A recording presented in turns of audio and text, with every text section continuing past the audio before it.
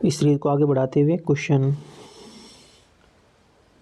है कि किस वर्ष भारत एक प्रभुत्व संपन्न प्रजातांत्रिक लोकतंत्र बना?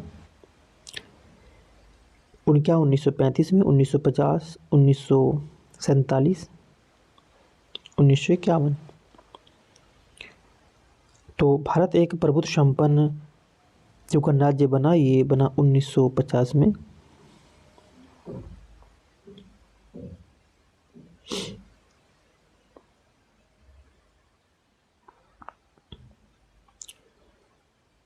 भारत 15 अगस्त 1947 को स्वतंत्र हुआ था और 26 जनवरी 1950 को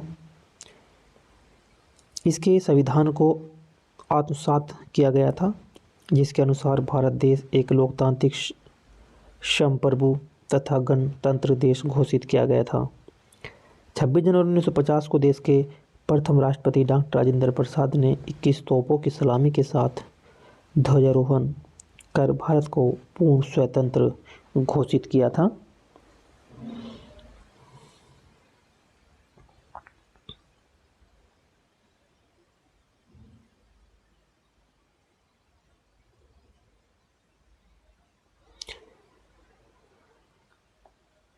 निम्नलिखित में से वे दो शब्द कौन से हैं जिनका समावेश 42वें संविधान संशोधन के में उद्देशिकाओं में किया गया था?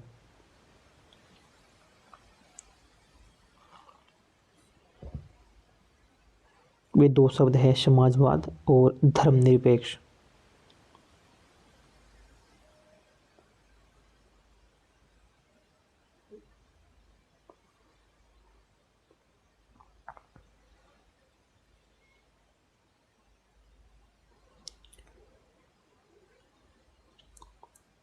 संविधान सभा में प्रस्तुत उद्देश्य प्रस्ताव में अभिव्यक्ति विचार को भारतीय संविधान के किस भाग में पूर्णतः शामिल किया गया है?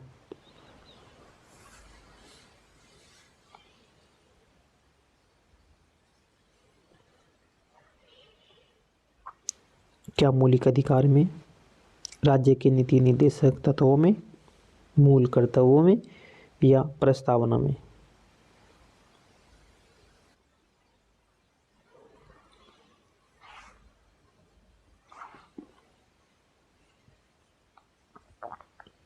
इसका ऑप्शन नंबर डी है, प्रस्तावना में।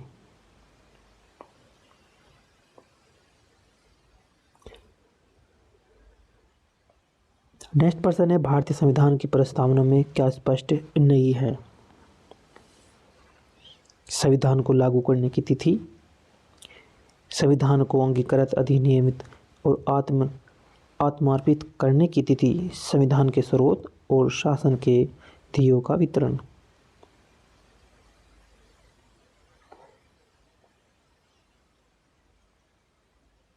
इसका ऑप्शन नंबर ए है, संविधान को लागू करने की तिथि प्रस्तावना में स्पष्ट नहीं है।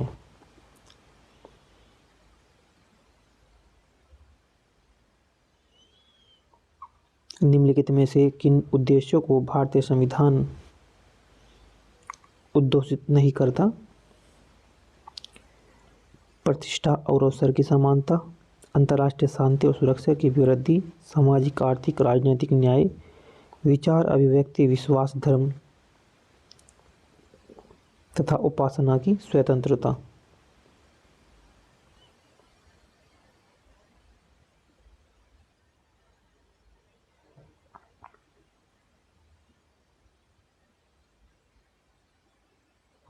इसका ऑप्शन नंबर बी है, अंतर्राष्ट्रीय शांति और सुरक्षा की अभिवृद्धि। ऑप्शन नंबर इसका बी राइट आंसर है।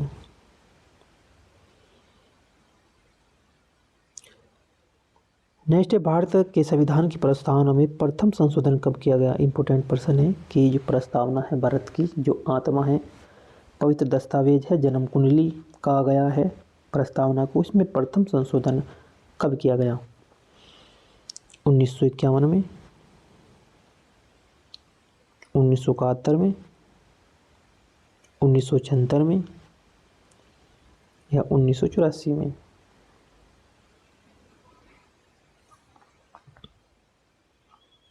इसका राइट आंसर है 1974 में 42वें संविधान संशोधन के माध्यम से।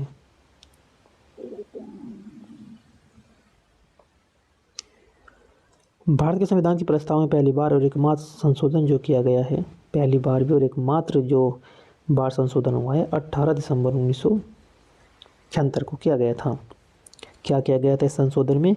इस संशोधन में 42वें संविधान संशोधन के माध्यम से इसे लघु संविधान के नाम से भी जाना जाता है। इस संविधान के जरिए प्रस्तावना में समाजवाद, धर्मनिरपेक्ष और अखंडता, समाजवाद, धर्मनिरपेक्ष और अखंडता शब्द जैसे जोड़े गए।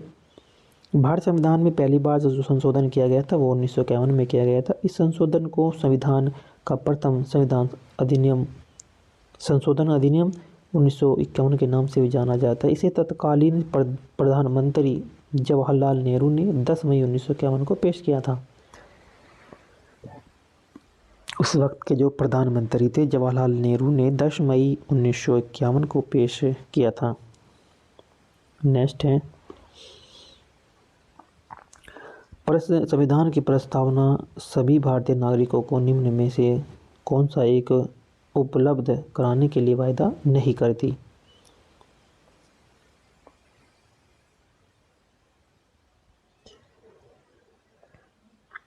सामाजिक न्याय या राजनीतिक न्याय, विचार की स्वतंत्रता, इसका और पूजा की स्वतंत्रता। ऑप्शन नंबर इसका डी राइट आंसर है, पूजा की समानता।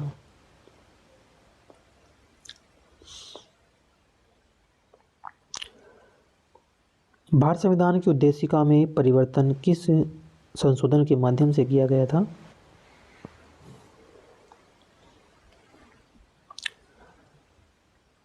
बयालीसवां संविधान संशोधन जो 1976 में हुआ, 44वां संविधान संशोधन जो 1979 में, 38वां संविधान संशोधन 1975 में हुआ और 40वां संविधान संशोधन 1976 में। इसका राइट आंसर है 42वां संविधान संशोधन 1976।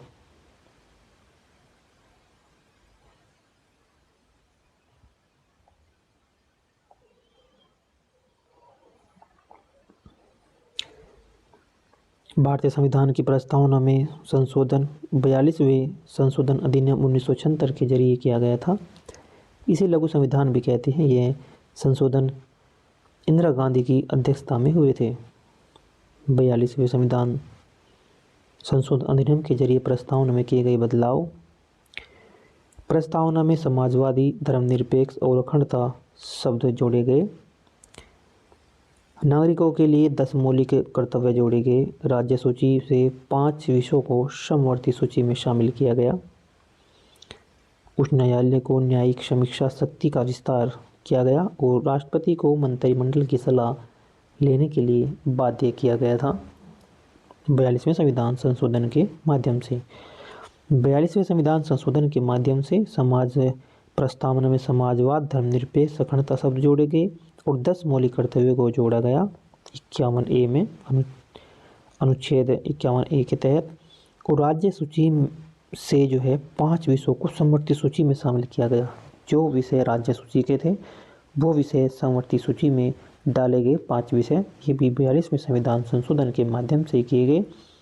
उच्च न्यायालय की जो न्यायिक समीक्षा शक्ति का विस्तार किया गया, इसकी शक्ति को बढ़ाया गया और राष्ट्रपति को मंत्रिमंडल की सलाह लेने के लिए बाध्य किया गया।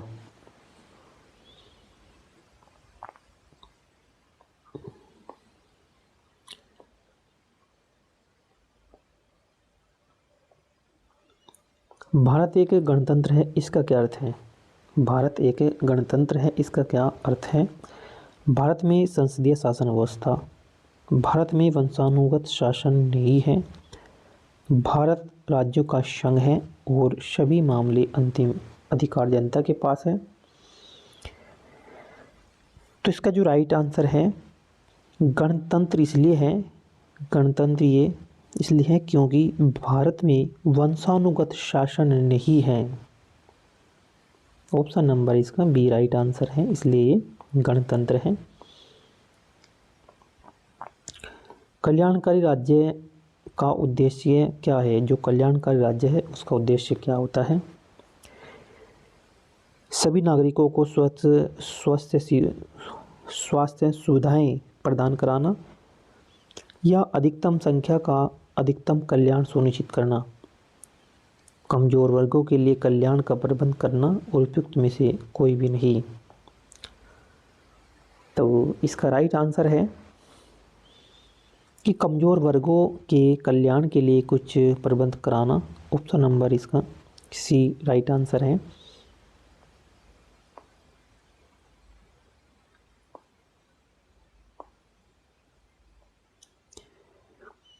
भारत को एक गणराज्य मुख्य रूप से माना जाता है, क्यों?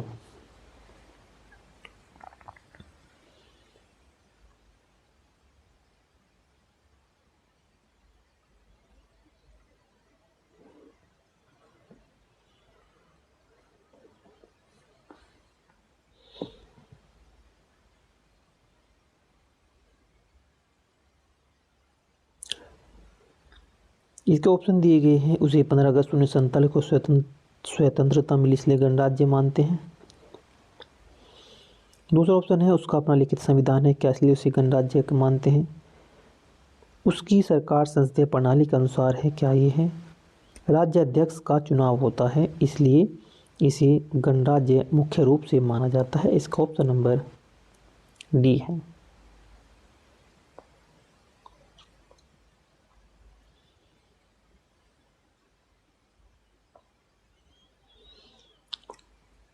प्रस्तावना का जो प्रावधान है जो सभी वयस्क नागरिकों को मतदान का अधिकार प्रदान करता है, क्या कहलाता है? वो कहलाता है प्रजातंत्र।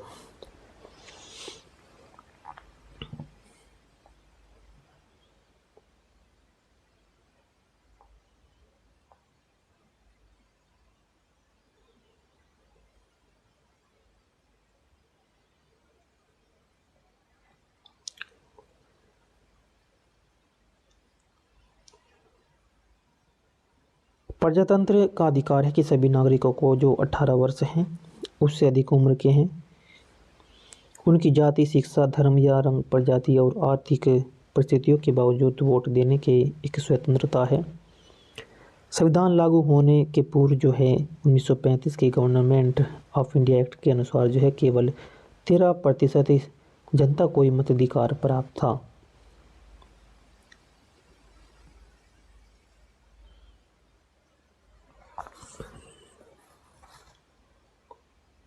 भारतीय संविधान को संविधान सभा द्वारा अंगीकृत किया गया।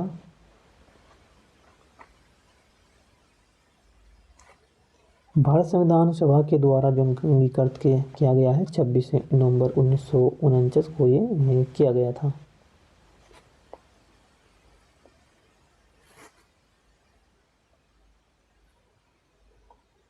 भारत का संविधान पूर्ण रूप से जो तैयार हुआ था, ये कब हुआ था पूर्ण रूप से तैयार?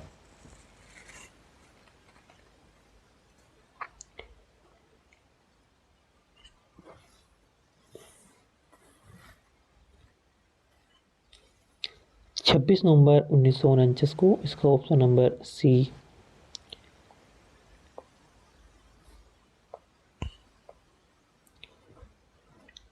इसे 26 नवंबर 1949 को संविधान सभा के द्वारा अंगीकृत किया गया था और यह 26 जनवरी 1950 को लागू किया गया था। इसको अंगीकृत किए जाने के समय संविधान में जो है 395 अनुच्छेद थे, 8 अनुसूचियाँ थी। इसमें लगभग 1,45,000 शब्द थे, जिससे अब तक ये अंगीकृत किया जाने वाला सबसे लंबा राष्ट्रीय संविधान बन गया था।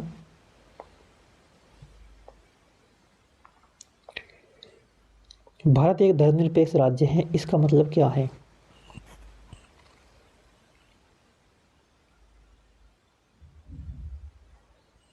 इसके ऑप्शन है धर्म विरोधी नागरिकों का समर्थन करना, बहुसंख्यक समुदायों में धर्म का समर्थन करना, अल्पसंख्यक समुदायों के धर्म का समर्थन करना, किसी निश्चित धर्म का समर्थन नहीं करता। ऑप्शन नंबर इसका डी राइट आंसर है कि धर्मनिरपेक्ष इसलिए है क्योंकि यह किसी भी धर्म का समर्थन नहीं करता।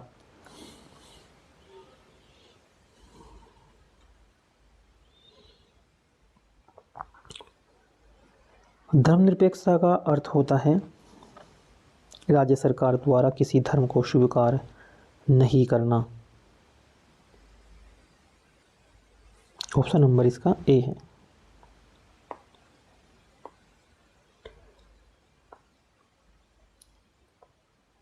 गणतंत्र क्या होता है? गणतंत्र का मतलब है संसदीय पद्धति शासन वाला शासन है जो राज्य जहाँ पर अध्यक्ष वंशानुगत रूप से न हो, केवल एक लोकतांत्रिक राज्य है, अध्यक्ष पद्धति शासन वाला राज्य है।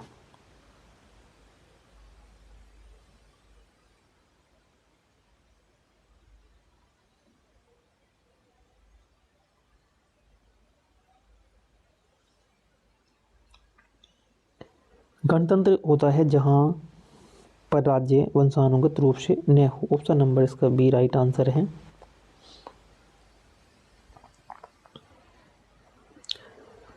गणतंत्र एक ऐसा देश होता है जहाँ की सरकार आम जनता के हाथों में होती है। गणतंत्र में जनता के या उसके चुने हुए प्रतिनिधि शासन चलाते हैं, न्याय का विधान करते हैं। गणतंत्र शब्द संस्कृत के दो शब्दों से बना है, गण और तंत्र से मिलकर बना है। गणतंत्र, गण का मतलब होता है जनता और तंत्र का मतलब होता है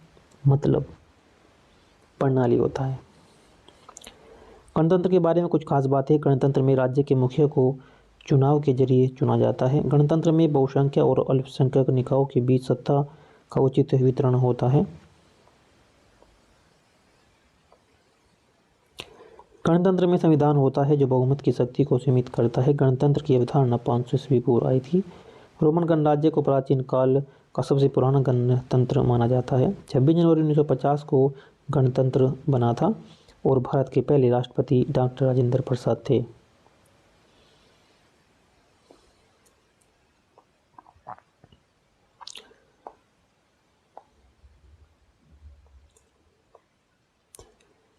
भारत की संप्रभुता, एकता और अखंडता को अनुक्षण बनाए रखने तथा उसकी रक्षा करने का प्रावधान किया गया है।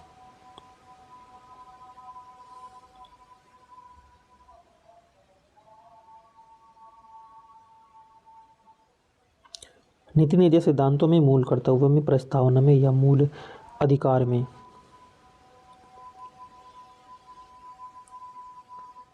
इसका जो राइट आंसर है वो है प्रस्तावना में जो है ये प्रावधान किया गया है। नेक्स्ट प्रश्न है, भारत संविधान की प्रस्तावना में जिन आदर्शों और उद्देश्यों की रूपरेखा दी गई है उनके आगे की जो व्याख्या है वो क्या है? संविधान के पाठ में कहीं नहीं है, मूल अधिकारों के अध्याय में है, राज्य के नीति निर्देशक सिद्धांतों एवं मूल कर्तव्यों में, और मूल अधिकार राज्य के निर्देशक सिद्धांतों एवं मूल कर्तव्यों में शामिल हैं। भारत संविधान की प्रस्तावना में जो जिन आदर्शों उद्देश्यों की रूपरेखा है उनके आगे की जो व्याख्या है संविधान के पाठ में और मूल अधिकारों के अध्याय में, राज्य के नीति निर्देशक सिद्धांतों में, मूल अधिकारों में। इसका जो राइट आंसर है ऑप्शन नंबर डी है कि मूल अधिकार राज्य के नीति निर्देशक सिद्धांतों एवं मूल कर्तव्यों में जो है इसकी व्याख्या है। कानून के समान संरक्षण वाक्य ये कहाँ से लिया गया है? कानून के जो समान संरक्षण जो वाक्य है ये कहाँ से लिया गया है? अमेरिका से लिया गया है, ब्रिटेन, कनाडा या ऑस्ट्रेलिया? क्योंकि इन सभी देशों से कुछ ना कुछ हमारे संविधान में लिया गया है, तो ये लिया गया है कानून के समान संरक्षण जो लिया गया है अमेरिका के संविधान से लिया गया है। इसका option number A right answer है।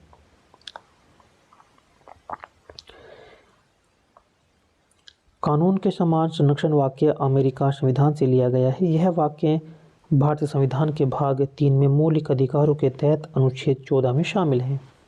यह जो अधिकार है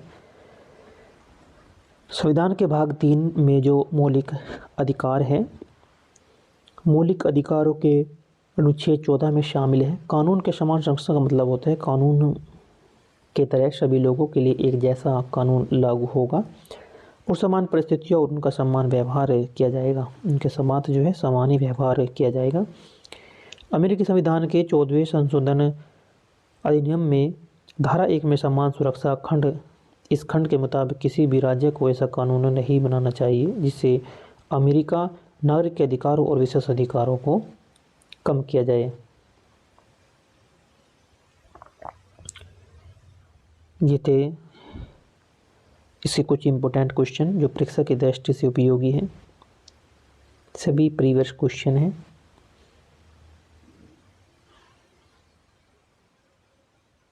इससे आगे इससे नेक्स्ट क्लास में मिलेगा कंटेंट।